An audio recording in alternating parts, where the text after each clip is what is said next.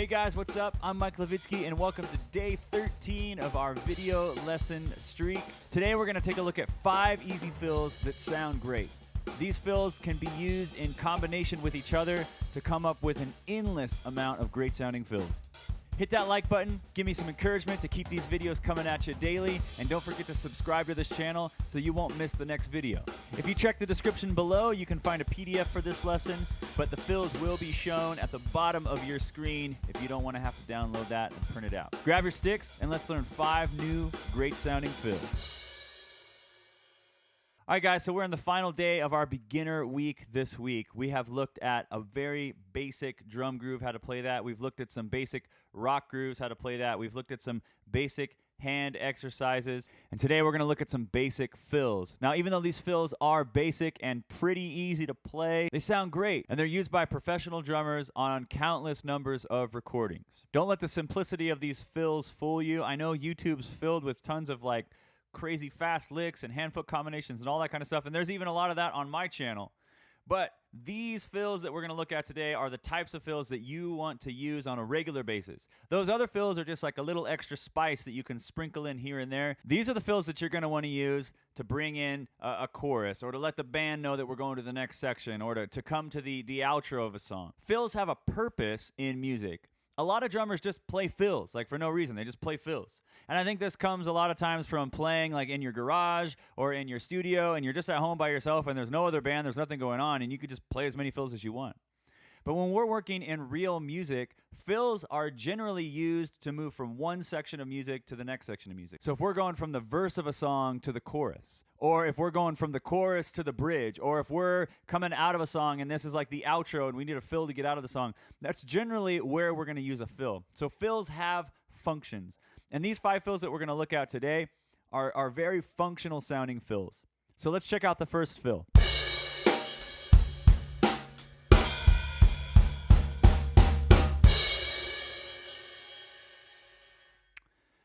This first fill is an 8th note build.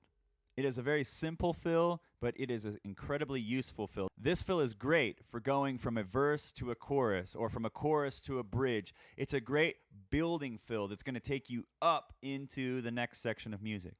Now, although this is an 8th note build and it seems simple, there are some small subtleties to it that you need to get right in order for this thing to be really effective. So let's talk about the different elements. The most basic thing that's going on is just a 8th note build between the left hand, the right hand, and the kick drum. So if you can play 8th notes with your right hand on the hi-hat like we are in that rock groove, 1 and 2 and 3 and 4, and you're just going to move that hand over to the floor tom and play 1 and 2 and 3 and 4, and then the left hand and the right foot are going to copy what the right hand is doing. So we're going to play 1 and 2 and 3 and 4, and that's the skeletal structure of this fill. Now let's talk about what really makes this fill work. First off, you want to start this fill off with a nice loud accent. And so when I demonstrated it, I chose to use a slightly swishy hi-hat. So just kind of open my hi-hat. So those hi-hat cymbals are going to kind of cling together and make a long sustained note. I'm going to grab a nice rim shot on the snare, and then I'm going to have a nice strong kick. So our first initial note for this fill is very loud. Now you can also do it with a crash cymbal. It's another way you can start this fill. Or if you're trying to get really big, you can crash your ride. Now the next part about this fill that makes it really, really effective is then the next note that you play, you need to drop way low. And it's really soft. So you go from this really loud note to the next note that you play is as light as you can touch. Now, as a beginner player, you might not have the ability to kind of play this kind of nice crescendo that's going up that this fill needs to have. So I want you to focus on 3 levels. Your first level is going to be as soft as you can play, and that's going to be the first 3 notes. So it's loud, soft, soft, soft. Then the next 2 notes you're going to do are medium, medium, medium, and then the last 2 notes you're going to play are as loud as you can. Loud, loud. So again, loud, soft, soft, soft, medium, medium, loud, loud, and then you're out. And let's speed that up. 1 and 2 and ready and go. And loud, soft, soft, soft, medium, medium, loud, loud, crash. And that's how I want you to focus on this fill. You're building it up. So it's 1 and 2 and 3 and 4 and 1. So those last two strokes you want really loud. Now I'm going to demonstrate it once with a nice crescendo, so each note will get gradually louder. This is a little bit more difficult. That's how you're going to make this fill effective, by starting with a nice loud kind of like, hey, here comes the fill, and then you're going to drop it down and you're going to build that crescendo up, and this is going to lead you right into the chorus or into the bridge, or it's going to help you get somewhere. Now this fill can be extended out over like 2 measures or 4 measures. You can do a long eighth note build with this thing, so you can go like,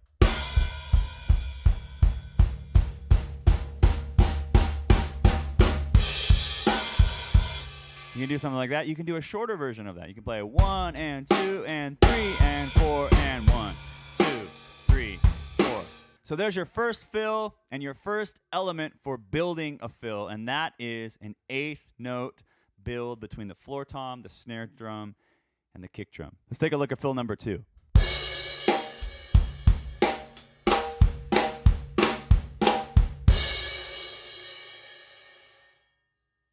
Fill number 2 is also incredibly simple. It's just flams on the snare drum on 1, 2, 3, and 4, kick drum on the eighth notes. Now, if you don't know how to play a flam is a way to make your stroke feel bigger, or that it has more girth to it. And so what you're going to do is you're going to play a grace note where you're just sort of dropping the stick onto the snare with a loud accented stroke following right behind. Now you want to aim for the downbeat, so the grace note comes just before the primary stroke. So if I'm counting 1, 2, 3, 4, 1, 2, 3, 4, 1, 2, 3, 4. And now that sounds kind of weird because you don't hear the primary stroke, but it's 1, 2, so blah, nice and full. That kick drum's nice and strong on this one. 1 and 2 and 3 and 4 and 1. Now you can also move this around. You can move that flam onto other drums. 1 and 2 and 3 and 4 and 1. Or between the snare and toms. 2 and 3 and 4 and 1. So there's element number 2, flams. Now you can combine fill 1 and fill 2. You can do flam, kick, eighth note, build up. See? Or so experiment with these. Try the eighth note build up into the flams. Let's check out fill number 3.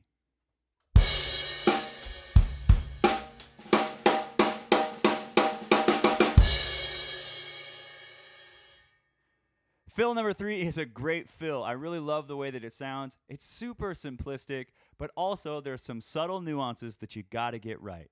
So fill number 3 is just 16th notes.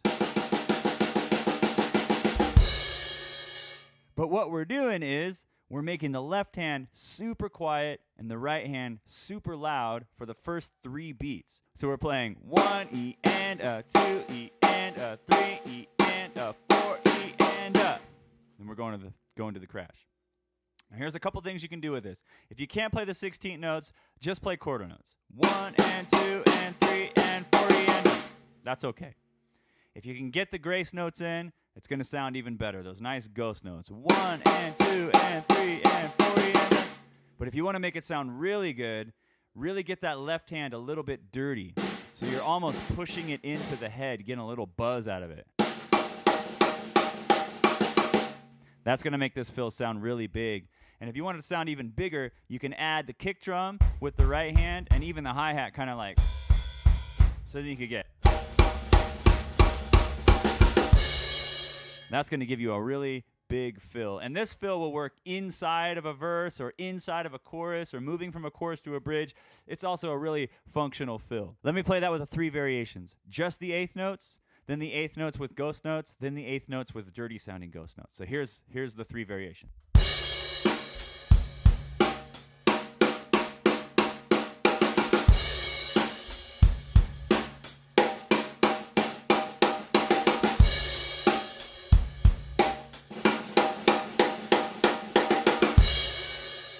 Yeah, great sounding fill, super simple. Let's check out fill number 4.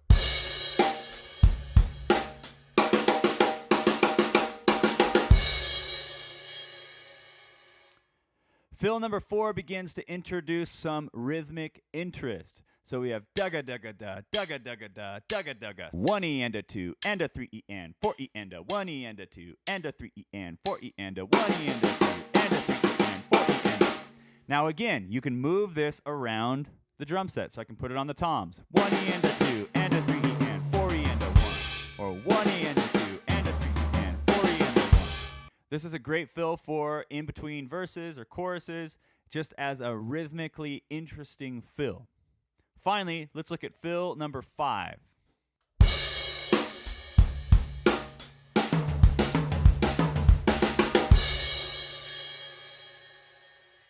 Now, fill number 5 is the most complicated fill, but I give it to you because you can do so much with this sticking pattern.